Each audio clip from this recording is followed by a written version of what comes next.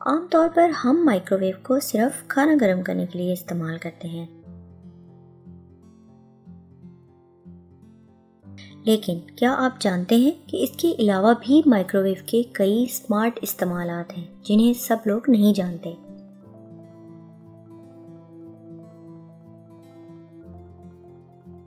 Microwave के smart इस्तेमालात क्या हैं और इनसे हम कैसे फ़ायदा उठा सकते हैं, ये जानने के लिए हमारे साथ रहें।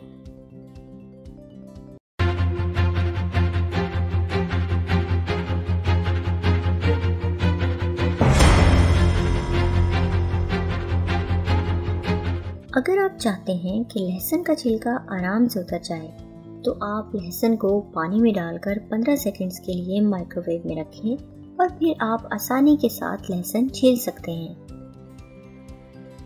लीमू या कीनों को काटने से पहले 10 सेकंड के लिए माइक्रोवेव में रख लिया जाए, तो इस तरह करने से सारे जूस को आसानी के साथ निकाला जा सकता है। ड्राई फ्रूट्स तो सबके फेवरेट होते हैं। आप ड्राई फ्रूट्स को क्रिस्पी बनाने के लिए एक प्याले में तेल डालकर 60 सेकंड के लिए माइक्रोवेव कर लें और इस दौरान माइक्रोवेव को स्टॉप करके उनको हिलाते रहें। अगर ब्राउन शुगर जम जाए तो आप पेपर टॉवल को गीला करके शुगर बैग में रखें और उसके बाद 25 सेकंड के लिए माइक्रोवेव में रख दें। गीला पेपर टॉवल शुगर को पहले जैसा ताज़ा कर देगा।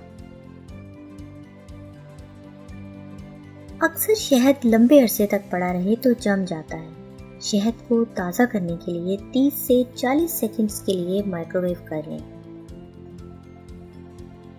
खीरों का छिलका जल्दी उतारने के लिए उनको 1 से 2 मिनट तक के लिए माइक्रोवेव कर लें तो छिलका आसानी से उतर जाएगा।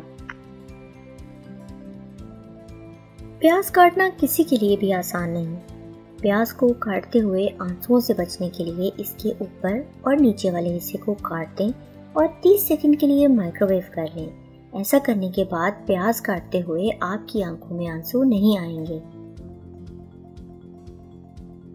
अगर आपको भी झाग वाली कॉफ़ी पसंद है तो उसके लिए आपको महंगी कॉफ़ी मशीन खरीदने की ज़रूरत नहीं। आप दूध को किसी जार में निकाल कर आधा भर लें, फिर उसको बंद करके अच्छी तरह शेक करें।